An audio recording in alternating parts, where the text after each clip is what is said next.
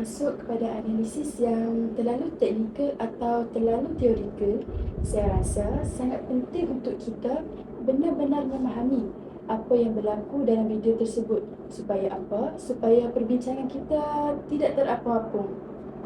Kita perlu berpijak pada konteks sebenar pengajaran yang dipaparkan. Dalam video itu, kita dapat lihat guru memulakan sesi pengajaran dengan pendekatan yang saya rasa agak tersusun. Bukan agak, tapi sangat tersusun. Guru tidak terus meminta murid untuk membaca perkataan atau ayat, tetapi bermula dengan unit yang paling asas dalam bahasa, iaitu membunyikan huruf. Guru menyebut bunyi huruf dengan jelas, perlahan dan berulang. Contohnya, guru menyebut bunyi huruf B dengan penekanan yang konsisten, kemudian meminta murid untuk mengulang secara serentak. Selepas pengulangan secara berkumpulan, guru memanggil beberapa murid untuk menyebutkan secara individu. Ini menunjukkan bahawa guru bukan sahaja ingin memastikan pelibatan seluruh kelas, tetapi juga ingin menilai secara individu sama ada murid itu benar-benar menguasai bunyi tersebut.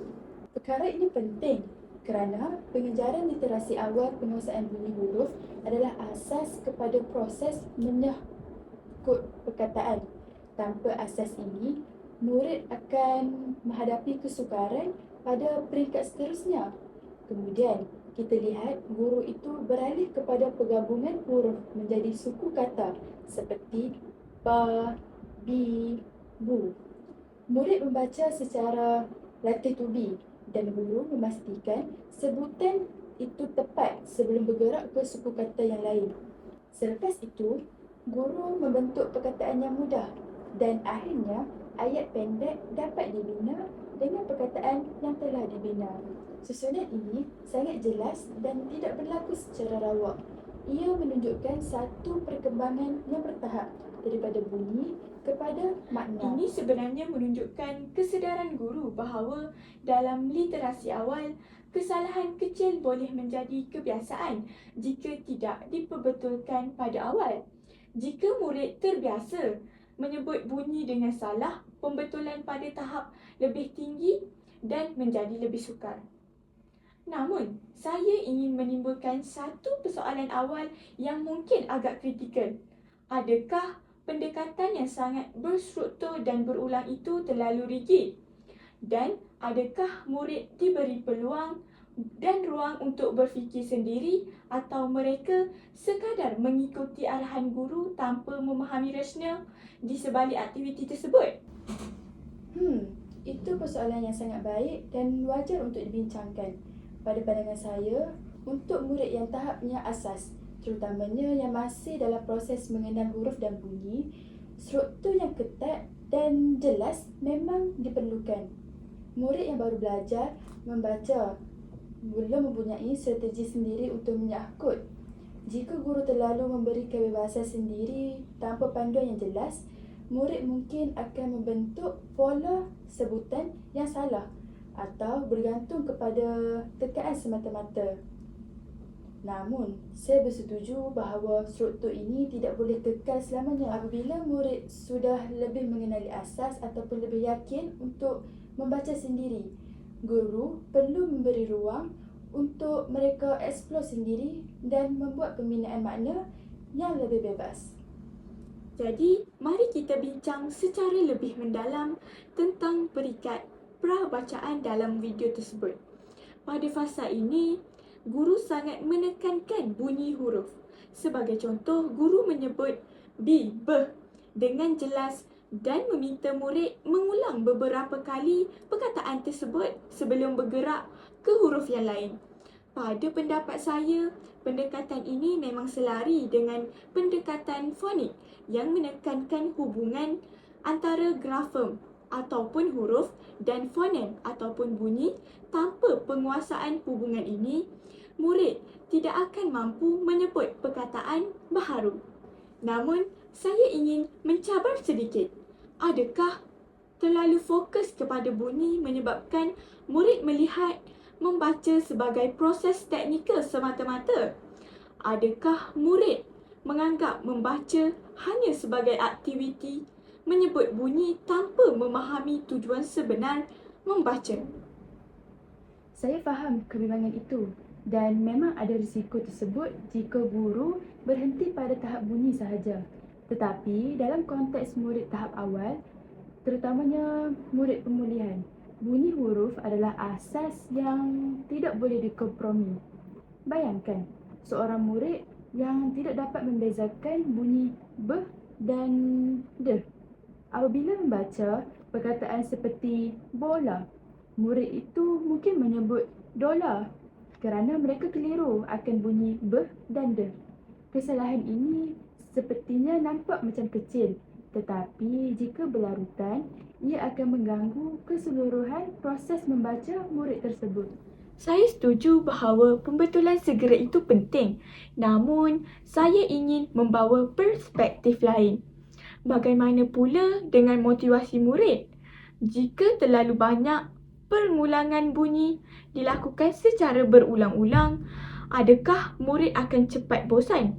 Dalam video tersebut, guru ada mengulang beberapa kali perkataan yang sama supaya murid-murid mungkin lebih ingat dan akan ingat dengan serta-merta. Bagi murid yang sudah memahami dengan cepat, mungkin pengulangan itu kurang mencabar dan boleh mengurangkan minat mereka. Tambahan pula, jika aktiviti terlalu berpusatkan guru, murid mungkin menjadi pasif dan hanya menunggu arahan seterusnya. Ia bergantung kepada cara guru menyampaikan pengulangan tersebut. Jika pengulangan dilakukan secara mendatar, memang berisiko membosankan. Tetapi, jika guru menggunakan variasi intonasi ataupun perubahan tempo ataupun sedikit pergerakan seperti menunjukkan huruf dengan jari atau menggunakan kad imbas, pengulangan itu boleh menjadi lebih dinamik. Namun, saya bersetuju bahawa guru perlu sensitif terhadap tahap murid. Jika ada murid yang sudah menguasai bunyi dengan cepat, guru boleh memberi cabaran tambahan seperti meminta mereka membina perkataan sendiri dengan huruf yang mereka telah pelajari. Saya setuju dengan keseimbangan itu. Jadi, mungkin kita boleh simpulkan bahawa dalam video tersebut, pendekatan prabacaan memang kuat dari segi pembinaan asas fonik. Namun, keberkesanannya bergantung kepada keupayaan guru untuk mengawal tempo, mempelbagaikan teknik pengulangan dan memastikan murid tidak sekadar menghafal bunyi tetapi memahami fungsi bunyi tersebut dalam pembentukan perkataan. Apabila guru mula menggabungkan huruf menjadi suku kata seperti ba, bi, bu, sebenarnya kita sedang melihat satu perubahan yang besar dalam tahap pemprosesan kognitif murid. Pada peringkat sebelumnya, murid hanya perlu mengenal dan menyebut bunyi tunggal seperti b atau a. Tetapi, apabila huruf digabungkan, murid perlu melakukan proses mental yang lebih kompleks. Mereka perlu menyimpan bunyi pertama dalam ingatan jangka masa yang pendek dan kemudian mencantumkan dengan bunyi kedua untuk menghasilkan satu unit bunyi yang baharu. Seperti contoh, bunyi pertama b, bunyi kedua a. Jadi, suku kata yang terhasil ialah ba. Yang menariknya dalam video tersebut, guru tersebut menggunakan pendekatan yang strategik, iaitu bermula daripada awal, daripada proses permulaan hinggalah ke seterusnya agar murid dapat membaca dan mengembangkan kemahiran membaca mereka secara berperingkat dan berstruktur. Baik, jadi kita boleh katakan bahawa kelancaran adalah prasyarat kepada pemahaman tetapi bukan pengganti kepada pemahaman. Namun, saya ingin mencadangkan satu perkara. Guru boleh sedikit mengaitkan suku kata dengan perkataan sebenar lebih awal. Contohnya, selepas murid menyebut ba, guru boleh bertanya, apakah perkataan yang bermula dengan ba? Seperti batu atau baju. Ini boleh membantu murid melihat hubungan antara suku kata dan perkataan sebenar. Itu cadangan yang sangat baik. Dengan cara itu, murid bukan sahaja menghafal pola bunyi tetapi juga membina rangkaian makna dalam fikiran mereka. Mereka akan sedar bahawa suku kata bukan sekadar bunyi kosong tetapi bahagian daripada perkataan yang membawa makna. Selain itu, guru juga perlu memastikan setiap murid menyebut dengan betul sebelum bergerak ke suku kata yang seterusnya. Ini penting kerana kesalahan pada tahap suku kata boleh berlanjutan ke tahap perkataan. Jika murid salah menyebut ba sebagai pa, maka perkataan yang terbentuk juga akan salah. Saya juga tertarik dengan cara guru mengawal tempo pengajaran. Guru tidak terlalu laju dan tidak terlalu perlahan.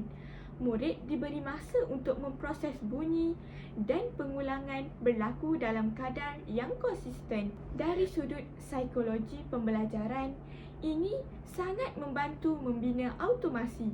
Apabila suku kata disebut berulang kali dalam suasana yang stabil dan terkawal, murid akan semakin yakin dan kurang teragak-agak.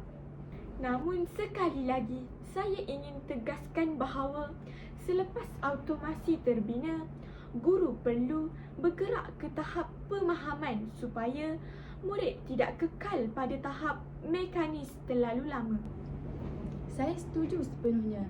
Jadi, mungkin kita boleh simpulkan bahawa penggabungan suku kata dalam video tersebut menunjukkan satu langkah penting dalam perkembangan literasi awal. Ia membina asas kelancaran dan membantu murid menghubungkan bunyi supaya menjadi unit yang lebih besar.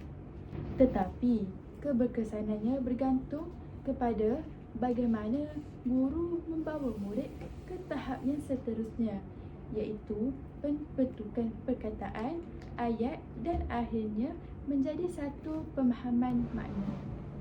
Jadi, kesimpulan bagi segmen ini, penggabungan suku kata bukan sekadar aktiviti menyebut ba, bi, bu, tetapi satu proses kognitif yang melibatkan memori, perhatian dan pembentukan pola bunyi. Namun, ia perlu diseimbangkan dengan usaha membina makna supaya murid-murid bukan sahaja lancar membaca tetapi juga memahami apa yang dibaca. Apabila murid mula membaca ayat pendek, saya melihat itu sebagai satu titik perubahan yang sangat penting dalam keseluruhan sesi pengajaran. Sebelum ini, murid hanya berlatih bunyi huruf dan suku kata secara terasing. Tetapi apabila ayat diperkenalkan, murid tidak lagi membaca unit bunyi semata-mata. Mereka membaca satu struktur bahasa yang mempunyai makna. Walaupun ayat yang digunakan itu ringkas dan tidak kompleks, ia sudah cukup baik dan menunjukkan bahawa pengajaran tersebut sedang bergerak daripada tahap mekanis kepada tahap yang lebih bermakna. Murid mula membaca dalam konteks, bukan lagi sekadar menyebut ba, bi, bu. Namun, saya ingin mengemukakan satu persoalan. Adakah guru tersebut sudah cukup memberi ruang kepada murid untuk memahami makna ayat yang dibaca? Atau adakah fokus masih terlalu berat kepada kelancaran dan ketepatan sesuatu? Pada pemerhatian saya, memang betul bahawa fokus utama guru masih tertumpu kepada kelancaran dan ketepatan bacaan. Guru memastikan murid menyebut perkataan dengan betul, menjaga intonasi asas dan membaca tanpa tersekat-sekat. Namun, dari sudut kefahaman, soalan yang diajukan agak terhad. Saya tidak melihat banyak soalan yang benar-benar menguji sama ada murid itu memahami isi ayat tersebut. Guru lebih banyak membetulkan sebutan berbanding membincangkan makna. Saya berpendapat bahawa selepas murid berjaya membaca ayat dengan lancar, Guru boleh mengambil peluang untuk bertanya soalan yang mudah seperti apa yang berlaku dalam ayat tadi? Ataupun siapa yang ada dalam ayat itu? Atau perkataan yang mana yang paling kamu rasa penting? Soalan-soalan itu tidak berat tetapi cukup untuk merangsang murid untuk berfikir apa makna di sebalik ayat tersebut. Saya sangat setuju. Kadang-kadang kita terlalu berhati-hati dengan murid tahap awal sehingga kita menganggap mereka belum bersedia untuk menjawab soalan kefahaman. Sedangkan soalan asas seperti siapa atau apa sebenarnya boleh membantu mereka untuk mula membina hubungan antara teks dan pemahaman. Sebagai contoh, Ali ada bola. Guru boleh bertanya, siapa ada bola? Apa yang Ali ada? Pernah tak kamu ada bola? Soalan terakhir itu boleh mengaitkan bacaan dengan pengalaman sebenar murid. Apabila murid mengaitkan teks dengan kehidupan mereka, pemahaman menjadi lebih kukuh. Betul. Itu juga membantu murid melihat bahawa membaca bukan sekadar menyebut perkataan tetapi memahami mesej. Namun, bagi saya, mungkin guru sengaja tidak terlalu menekankan kefahaman pada sesi itu.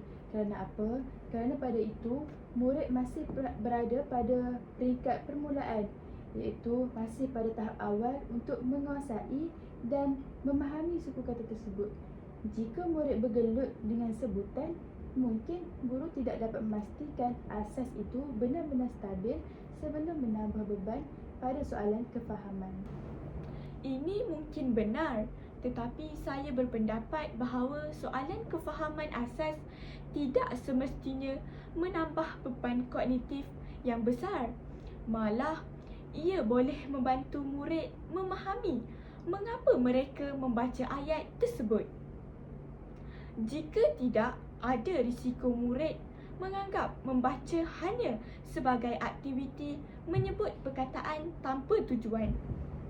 Saya setuju bahawa keseimbangan itu penting. Kelancaran dan pemahaman juga bergerak seiring walaupun berada dalam keadaan yang perlahan.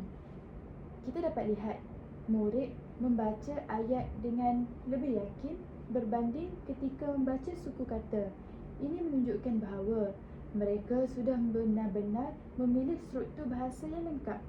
Jika pada tahap ini, guru boleh menambah sedikit elemen soal jawab proses peralihan daripada bacaan mekanis kepada bacaan mentalis. Satu lagi perkara ialah intonasi murid ketika membaca ayat. Ada murid yang mula membaca dengan nada yang sedikit berubah, menunjukkan mereka sedar bahawa ayat mempunyai struktur dan makna. Ini sebenarnya tanda awal bahawa murid sedang bergerak ke tahap membaca dengan pemahaman walaupun masih asas. Namun, saya tetap berpendapat bahawa guru boleh memperkayakan sesi tersebut dengan sedikit perbincangan ringkas selepas bacaan. Tidak perlu lama, mungkin 1 atau 2 soalan sahaja sudah mencukupi untuk memulakan budaya memahami teks. Jadi, mungkin kesimpulan pada segmen ini ialah bacaan ayat merupakan langkah penting dalam perkembangan literasi. Ia menunjukkan peralihan daripada fokus kepada bunyi, kepada fokus kepada makna. Namun, keberkesanan peralihan ini boleh dipertingkatkan lagi jika guru menambah sedikit elemen soal jawab yang merangsang pemahaman. Saya setuju. Jika tidak, kita berisiko melahirkan murid yang boleh membaca dengan lancar tetapi tidak benar-benar memahami apa yang dibaca. Dan dalam jangka panjang, kefahaman itulah yang menentukan kejayaan murid dalam semua mata pelajaran. Satu kekuatan besar yang boleh dimiliki oleh seorang guru yang sabar iaitu cara guru membetulkan kesalahan murid. Jika kita perhatikan betul-betul, setiap kali murid tersilap menyebut bunyi huruf atau suku kata, Guru yang sabar tidak akan menunjukkan reaksi negatif seperti memarahi, meninggikan suara atau membuat murid rasa bersalah. Sebaliknya, guru dengan tenang menyebut semula bunyi yang betul dan meminta murid mengulang. Sebagai contoh, apabila seorang murid tersalah menyebut suku kata, guru tidak berkata, "Salah tu," atau "Kamu ni tak fokus ke?" Tetapi guru hanya menyebut bunyi yang tepat dan berkata dengan nada yang lembut, "Cuba kamu ulang semula." Dan apabila murid pun mengulang, guru memberi penguatan seperti, "Ya, betul, bagus tu." Apabila sebutan menjadi tepat, ia kelihatan kecil, tetapi dari sudut psikologi pendidikan, pendekatan ini sangat besar impaknya. Murid tahap awal, terutamanya murid yang masih belum yakin membaca, sangat sensitif terhadap teguran. Jika guru terlalu keras atau memalukan murid di hadapan rakan-rakan, murid mungkin akan membina rasa takut terhadap aktiviti membaca. Ya, saya juga perasan perkara itu. Suasana kelas nampak lebih tenang dan terkawal. Murid tidak kelihatan tertekan atau takut untuk mencuba membaca walaupun mereka tahu ada kemungkinan melakukan kesilapan. Bagi saya, ini menunjukkan bahawa guru bukan sahaja mengajar kemahiran teknikal membaca, tetapi juga membina persekitaran emosi yang selamat. Dalam literasi awal, rasa selamat ini sangat penting.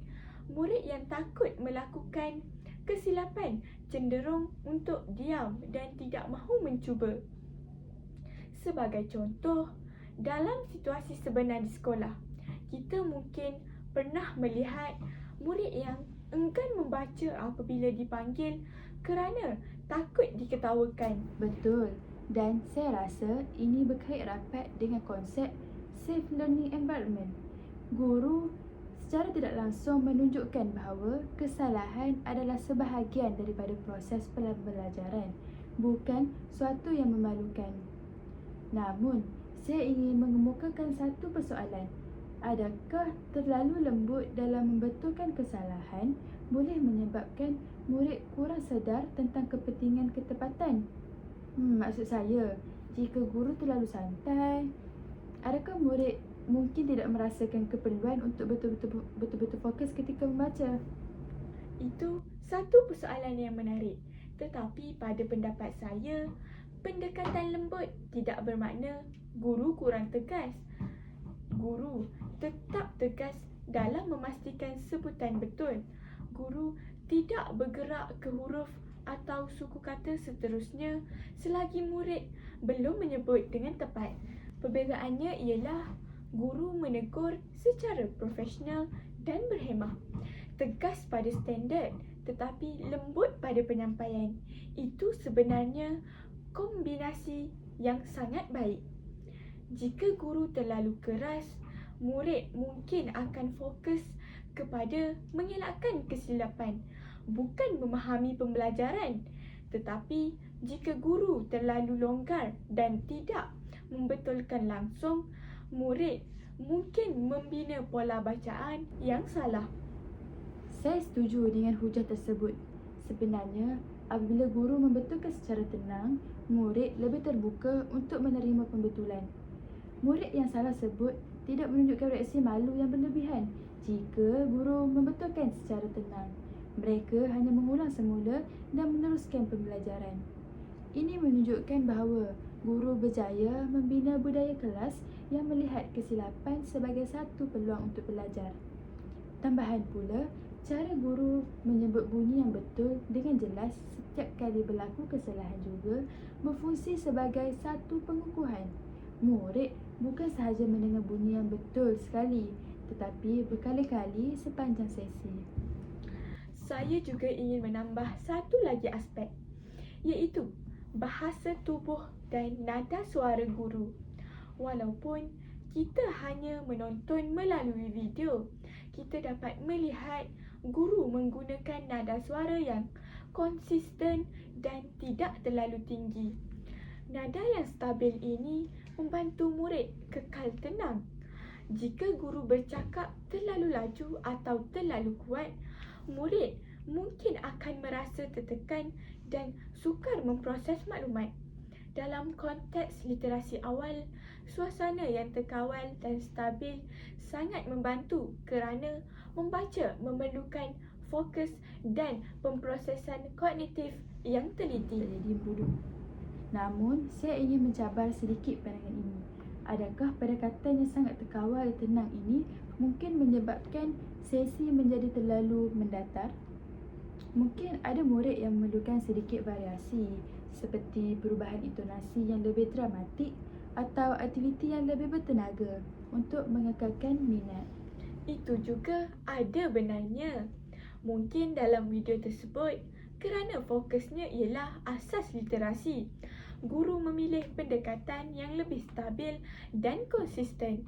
Tetapi dalam sesi yang lebih panjang, guru boleh menyelitkan sedikit elemen variasi seperti permainan suara, aktiviti berdiri dan membaca bersama, atau penggunaan kad imbas berwarna untuk mengelakkan kebosanan. Namun, dari sudut emosi dan keselamatan psikologi, saya tetap berpendapat pendekatan guru dalam video itu adalah sesuai dan profesional. Jadi, kita boleh simpulkan bahawa peranan guru dalam video tersebut bukan sahaja sebagai penyampai kandungan, tetapi sebagai pembentuk iklim emosi kelas. Guru bukan sekadar memastikan murid menyebut huruf dengan betul, tetapi memastikan murid berasa selamat untuk membaca. Dan dalam literasi awal, keyakinan itu sama pentingnya dengan kemahiran teknikal. Ya, kerana tanpa keyakinan, murid mungkin tidak berani mencuba ayat yang lebih panjang pada masa hadapan. Jadi, dalam konteks video ini, kita dapat melihat bahawa peranan guru merangkumi 3 dimensi. Yang pertama, dimensi teknikal, membetulkan bunyi dan kelancaran. Dimensi yang kedua, dimensi pedagogi, menyusun pembelajaran secara berperingkat. Dimensi yang ketiga iaitu dimensi emosi, membina keyakinan dan suasana selamat. Dan ketiga-tiga dimensi ini saling melengkapi dalam membina literasi awal yang kukuh. Jika saya berada dalam situasi guru seperti dalam video tersebut, saya akui struktur asas yang digunakan memang sudah kukuh, daripada bunyi huruf, daripada suku kata, kemudian perkataan dan ayat. Namun, saya mungkin akan menambah beberapa elemen interaktif supaya sesi tersebut bukan sahaja berfokus kepada pengulangan bunyi, tetapi juga lebih melibatkan murid secara aktif.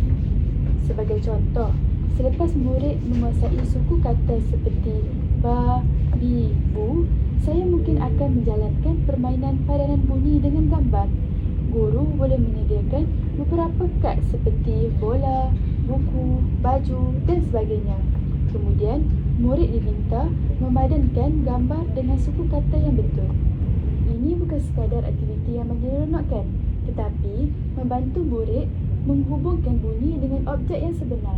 Dalam video tersebut, kita lihat guru lebih banyak menggunakan sebutan yang betul. Jadi, aktiviti padanan ini boleh menjadi langkah tambahan untuk mengingatkan bunyi dengan makna visual.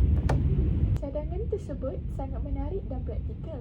Saya setuju bahawa menambah elemen interaktif boleh meningkatkan pelibatan murid. Namun, saya juga ingin mencadangkan satu aspek yang mungkin boleh diperkukuhkan dalam video tersebut, iaitu aktiviti refleksi ringkas selepas membaca ayat. Murid membaca ayat pendek tetapi tidak banyak perbincangan lanjut tentang maknanya.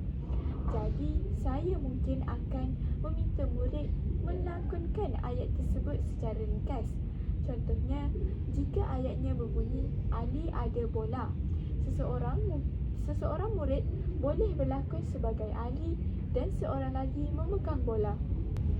Walaupun kelihatan mudah, aktiviti lakonan ini membantu murid memahami bahawa Ayat yang dibaca merujuk kepada situasi sebenar.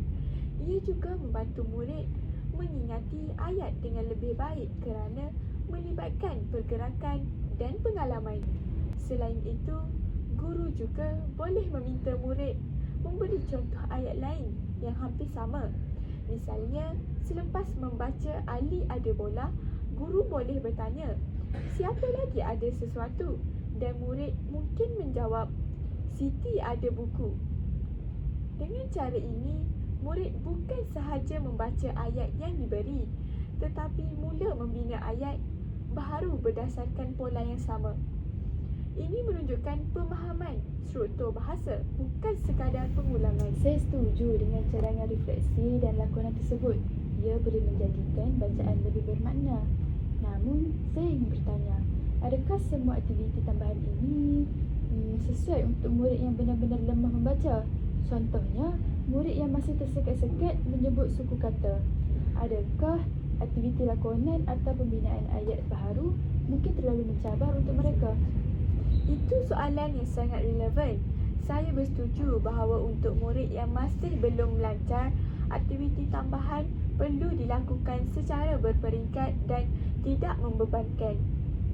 Mungkin guru boleh memilih beberapa murid yang sudah lebih yakin untuk mencuba lakonan atau pembinaan ayat, manakala murid yang masih lemah diberi masa untuk mengukuhkan kelancaran. Ini sebenarnya berkait dengan konsep pembezaan pengajaran. Dalam satu kelas, tahap murid berbeza-beza. Jadi, aktiviti ini boleh disesuaikan mengikut kemampuan masing-masing. Saya juga ingin menambah satu lagi cadangan yang lebih berstruktur. Selepas beberapa sesi menggunakan model ini, guru boleh memperkenalkan bacaan mini cerita yang dibina sepenuhnya daripada suku kata dan perkataan lain yang dipelajari. Sebagai contoh, jika murid telah belajar ba, bi, bu dan beberapa perkataan yang mudah, guru boleh meminta mereka membina cerita ringkas ataupun mungkin 3 ayat yang ringkas menggunakan perkataan yang mereka pelajari. Dengan cara ini, kita masih boleh mengekalkan asas fonik tetapi dapat mula mengembangkan konteks secara berperingkat.